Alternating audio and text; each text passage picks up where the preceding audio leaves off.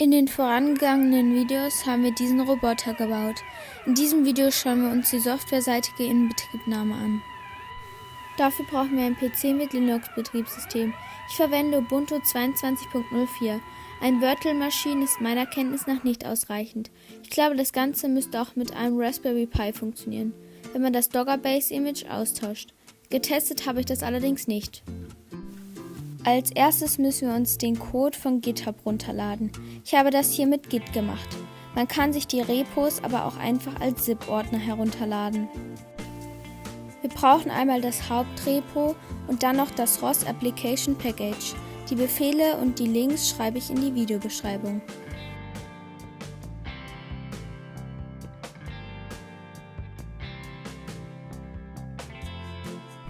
Wenn alles heruntergeladen ist, müssen wir zuerst die ESPs programmieren. Dafür muss in den Confi-File das WLAN-Netzwerk angepasst werden. Hier muss der richtige Name, das Passwort und die IP-Adresse eingetragen werden. Ich habe einfach einen Hotspot mit meinem Handy gemacht.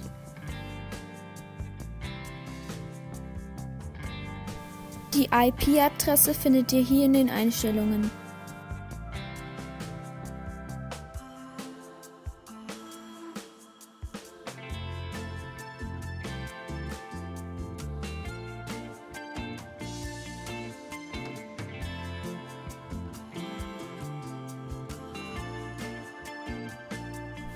Außerdem benötigt man diese beiden Erweiterungen.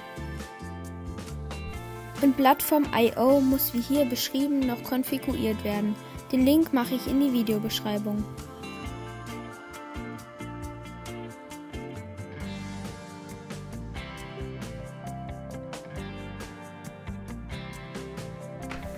Dann kann der Roboter eingeschaltet werden und der ESP mit dem PC über ein USB-Kabel verbunden werden.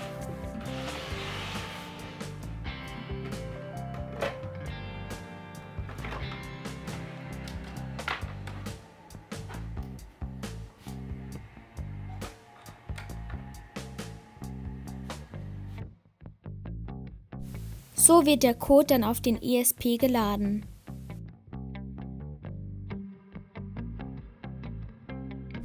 Währenddessen muss die Boot-Taste auf dem ESP gedrückt werden.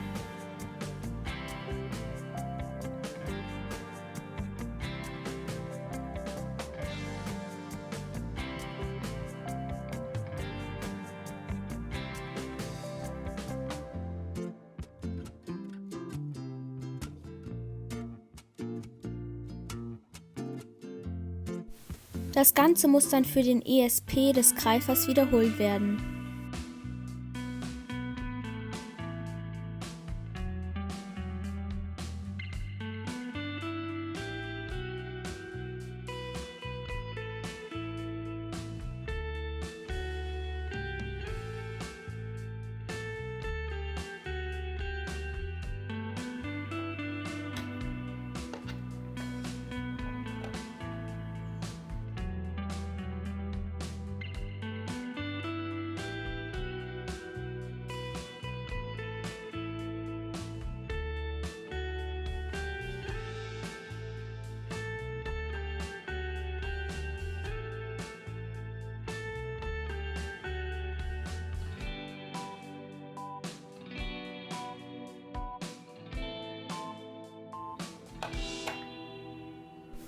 Wenn alles geklappt hat, müssten die beiden ESPs sich jetzt mit dem WLAN verbinden.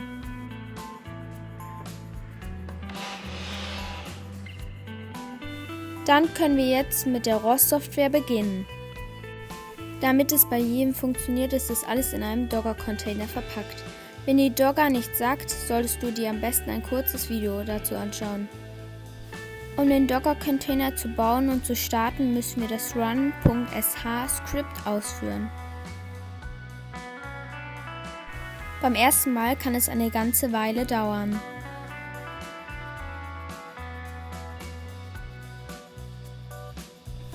Damit es überhaupt geht, muss natürlich Docker installiert sein. Die Anleitung dazu verlinke ich euch in der Videobeschreibung.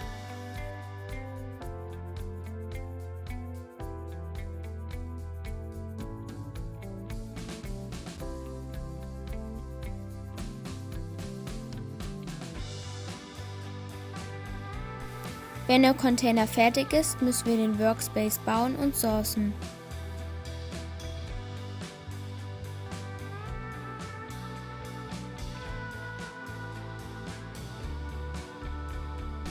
Dann können wir die Application launchen.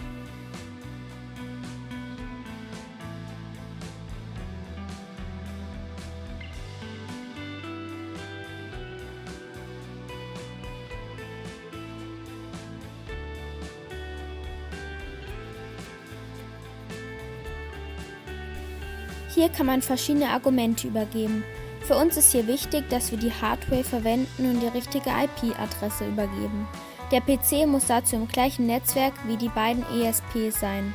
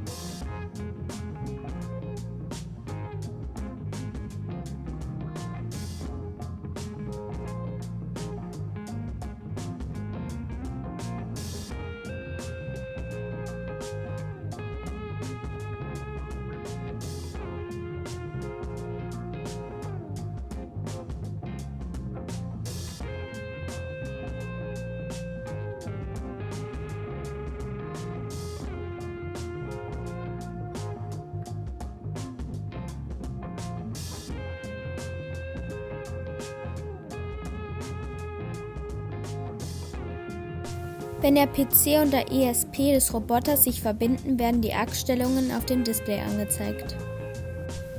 Über Airvis können wir den Roboter nun bewegen.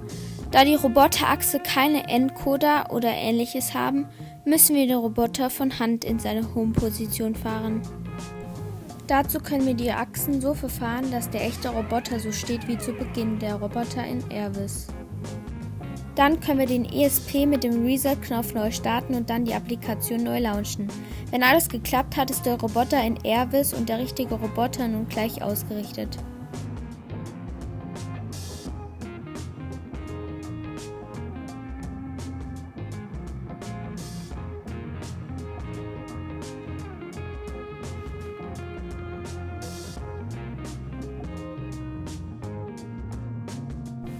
So können wir jetzt den Roboter über Airvis steuern.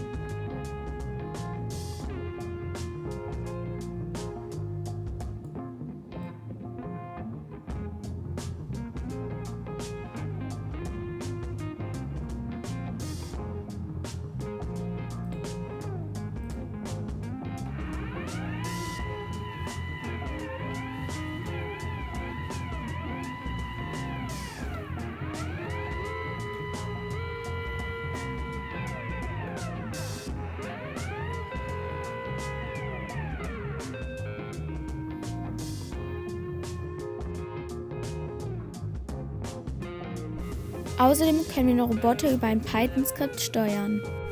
Hier können Bewegungen des Roboters programmiert werden und der Greifer gesteuert werden.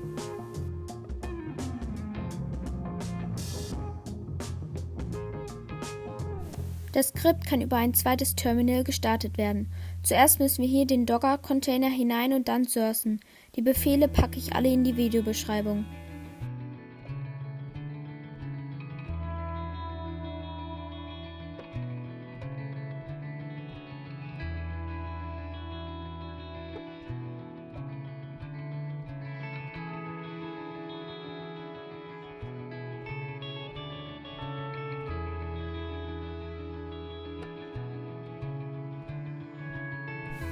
Dann kann das Skript ausgeführt werden.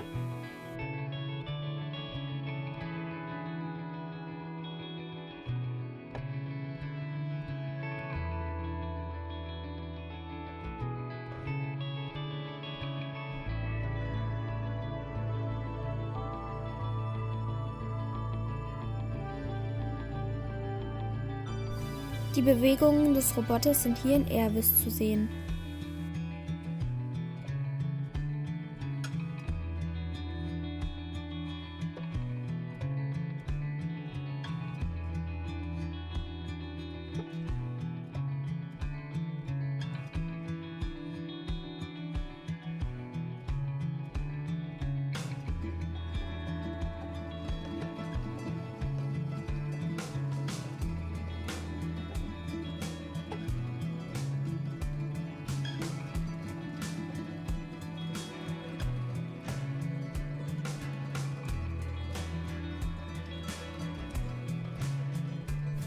Hier können dann natürlich eigene Anwendungen programmiert werden.